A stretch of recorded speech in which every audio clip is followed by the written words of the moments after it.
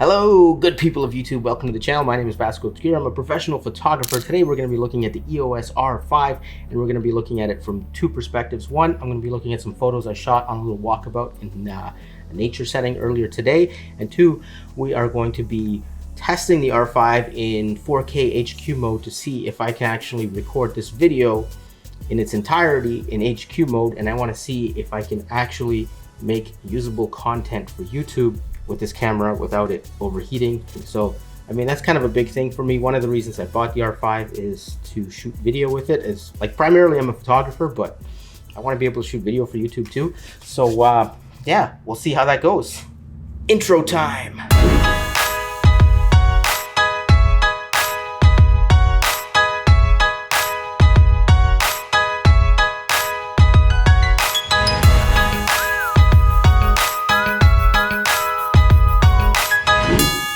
All right, today I'm excited. This is gonna be my first YouTube video with the EOS R5. Oh yeah. So right now I'm recording on the EOS R, and when I used the 16 to 35 millimeter lens on the EOS R, I had to use it in 1080p mode because of the crop. Now I can actually record in 4K at 16 millimeters. So that's gonna be a lot of fun. I'm looking forward to that. Got my ND filter on here, got my smiley face. See, I did this because I keep looking at the screen instead of the lens, so I'm trying to break that habit. So put a little face up there. Makes it so much more natural to look at a face than a screen. My screen has my face. Anyway, I got a dummy battery for the EOS R5, and I'm gonna be doing this recording in 4K HQ mode. So the rest of this video is all gonna be 4K HQ, and I'm hoping that the dummy battery, I can't say battery today, battery, prevents it from overheating. So yeah, wish me luck. This is my first R5 video on YouTube, and we're gonna be looking at some photos I shot with this guy a little earlier today. All right, everybody, welcome to the video. Thank you for watching this. I appreciate all of you, and for those of you who have subscribed, thank you very much. Really appreciate it. Really trying to make this channel grow, so I really value each and every one of you. Thank you very much. Okay, so two things are happening right now. One, we're recording with the EOS R5 in 4K HQ mode. We'll see how long this lasts. And we're going to be looking at some photos which I shot with the R5 earlier today. I didn't have a model, so we're just doing some nature shots. I went for a little walk, and I went for a walk around. It was around like 2 o'clock in the afternoon, so the sun was pretty bright. It was pretty harsh. So I wanted to really play with the contrast and see if I could bring back blowouts, bring back shadows, and do that kind of thing. So I really pushed myself here. Well, I wouldn't say push myself, but you know, it was fun. It was fun to do something different because I usually shoot models. So shooting a little nature was a little different. So let's take a look at the shots. Oh, and by the way, boom, right there's my website. I'm gonna put a blog post in the description below. It'll be linked, and if you want to see these photos on the blog, you can go ahead and take a look. What I'll do on the blog post is I'll put the photos in the before and then after. Obviously these are edited in Lightroom. I wanted to shoot some contrasty black and whites, and I wanted to see how much detail I could pull out of the contrasty areas. So this is just foliage. Okay, let's wrong button. Let's go in here. And yeah, so this is the before shot. 8,000th of a second, f4, ISO 12,800, and I was using the 24 to 105 RF lens for all these shots because it's an RF lens, RF mount, camera's designed for it. So I figured, first run, maiden voyage, let's just use the RF lens and see what it can do. Yeah, got a little bit of noise here, but that's expected at 12,800 ISO. And then did a little black and white. I'm kind of happy with it like this. I think it's an interesting shot with the shapes and the textures. And here we go. I'm still I've never shot with a 45 megapixel sensor, and I'm really blown away by all the details. Here's the before shot. So it was a sunny day. There's a little zoo here, and you know, people are looking at the animals, and the trees are really lit up, and you know, lots of reflections on the leaves. The sky's kind of blown out. And I was able to bring it back a little bit, and there's a lot of detail here. And this is ISO 10,000, shooting at 1/8,000th of a second, f4. And I don't know if you can tell this on whatever monitor you're looking at, but the detail with the 45 megapixel sensor is great. Like this whole texture area right here in the trees is just beautiful. Just this mishmash of all these little speckles and things, and that's pretty cool. I like that. So yeah, here's another one. I really like this shot. I wish I recomposed it a little differently. I don't like this path here. I wish I had it a little more off to the side, because yeah, in the rule of golden, what's the word I'm looking for? It's the rule of thirds. Yeah, just an awkward place because it's not exactly centered. It's just off centered. It's an awkward spot, but overall I like the textures in the trees and then contrasted by these grasses and the light. Yeah, it's pretty good. Oh, and I should also mention that these are all JPEGs. These are JPEGs right out of camera. I shot RAW and JPEG, but there's no RAW converter yet from Adobe, so I'm just waiting for that to come out before I do anything with the RAW. So these photos are all JPEG. So yeah, this is the original black and white. I wanted to play with the contrast here with the light and the shadow. Of course, I mean, that's all black and white photos are playing between light and shadow. And this was pretty cool. This is a dead tree. The sun was coming in from the top right there, and it just had this nice eerie glow. And then you have all these weeds around it, flowers, weeds, whatever those are, and they had these like long vines with leaves shooting out in each direction, so it created an interesting texture. So this was ISO 400 f5, 400th of a second. I got something funky happening up here in the top right corner from converting it to black and white. It's just the colors. I pushed the yellows too far down and the leaves became black. So I gotta fix that if I want to use this. But yeah, really happy with this so far. Number next. Oh, I love this shot. This is one of my favorites. It's we're on the side of a hill. It's kind of sloping. There's a path going underneath the tree. I don't know, for me it adds a little bit of like mystery and intrigue.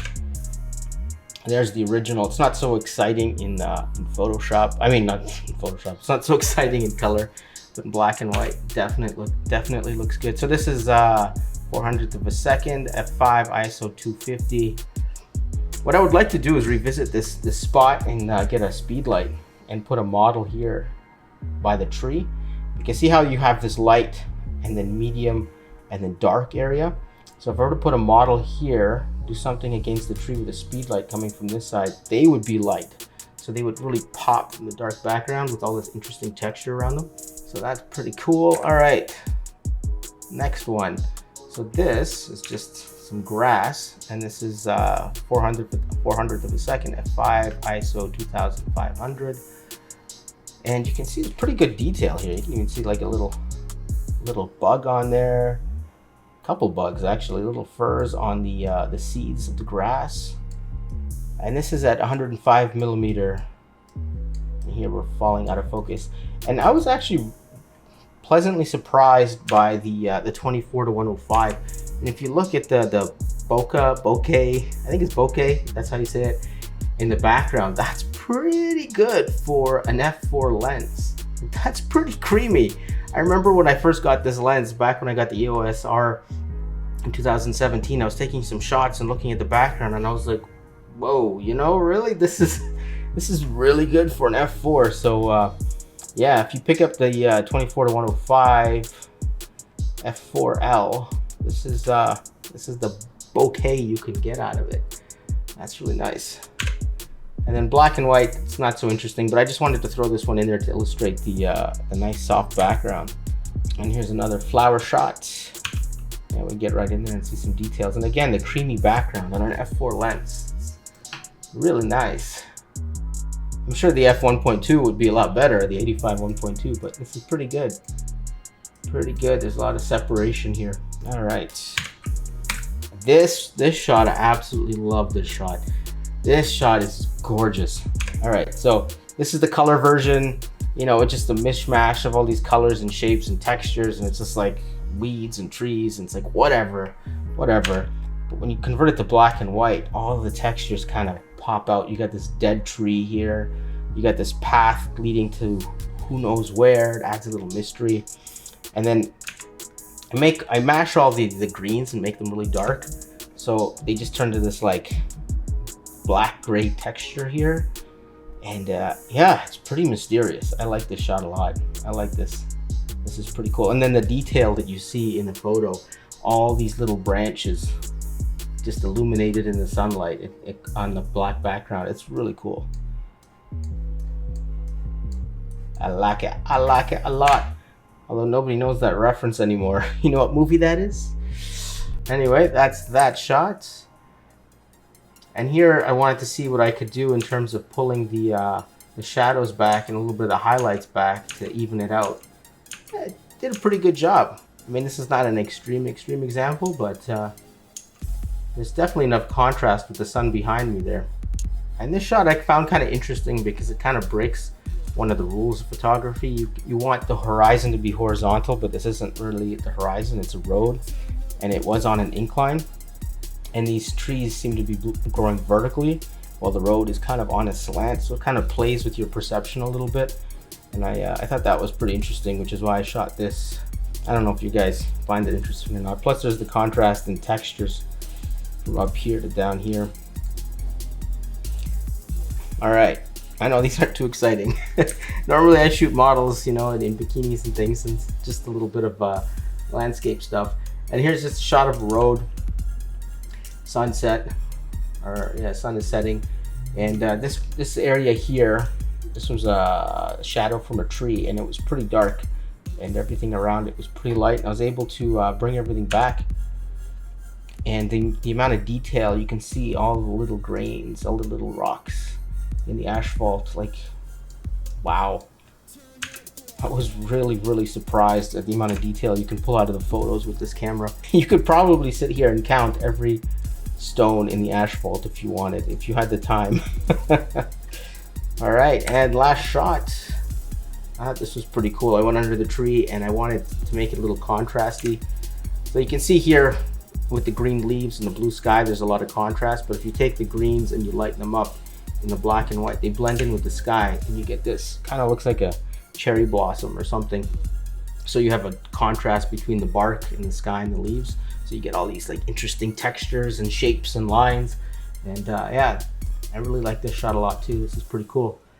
So yeah, these are that is it. Those are the main shots that I really liked from my first experience with the EOS R5.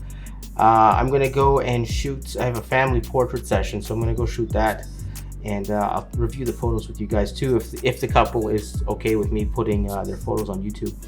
But yeah, so far happy with the camera. I'm curious to see what the quality of this video is, because this is the 4K HQ mode.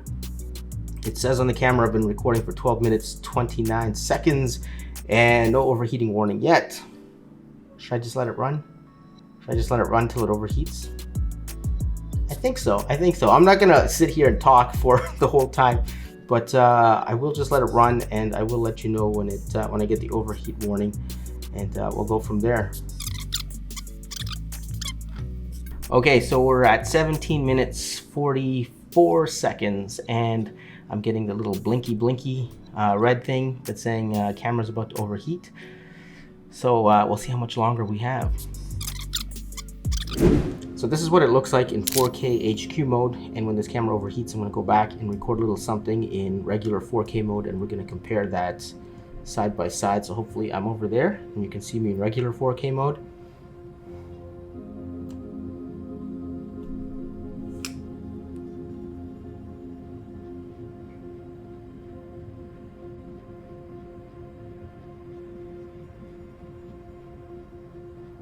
All right, so there you go. There's a comparison between 4K and 4K HQ. You can take a look and see, is there a difference? I really want to know if there's a difference between 4K and 4K HQ. I mean, other than file size, does it look that much better on YouTube? Can you really tell the difference when you watch the video on your phone or your 1080p monitor, or do you need a 4K monitor to really see the difference? Let me know in the comments down below. I'm curious, because yeah, because obviously I want to record in 4K HQ because you want the best quality. 8K I think is a little way too much way too much information there. I don't really want to be recording in 8K, but Canon did advertise this camera as an 8K camera. But if it's overheating all the time and can't record in 8K, I think Canon they kind of put their foot in their own mouth here by marketing it to the wrong people. I don't want to say anything definitive yet, because this is actually the first time I'm even recording a video with this camera. I just turned it on and made a video, and I'm crossing my fingers. Hopefully it works, and I think it did work. I think it's gonna work. By the way, the 4K HQ did cut out at 20 minutes 3 seconds, so that's how long I had with the camera, and now I'm just regular 4K mode right now. And yeah, that's it. That is the video. So little look-see at the video capabilities of the R5. I'm curious to see what the quality of this regular 4K is versus the 4K HQ. I'll be making more videos about this camera and what it can and can't do, and testing it out with different lenses. I've got a bunch of EF lenses, so I want to try this camera out with those lenses and see how fast it focuses. So far, I'm really impressed with how fast it focuses and tracks eyes. I think it's wow. It's leaps and bounds ahead of the EOS R. But anyway, that is it for this video. If you like this kind of content, please subscribe to the channel. I would really appreciate it. I'm really trying to make this thing grow, and I want to provide more content for you guys. If there's anything you guys want to see with respect to the EOS R, if you have any questions, leave them in the comments down below, and I'll try and make a video to answer your questions if I can't answer it directly in the comments. And yeah, that's it. My name is Vasko. I'm a professional photographer. Thank you for watching. I will see you guys in the next one. Peace.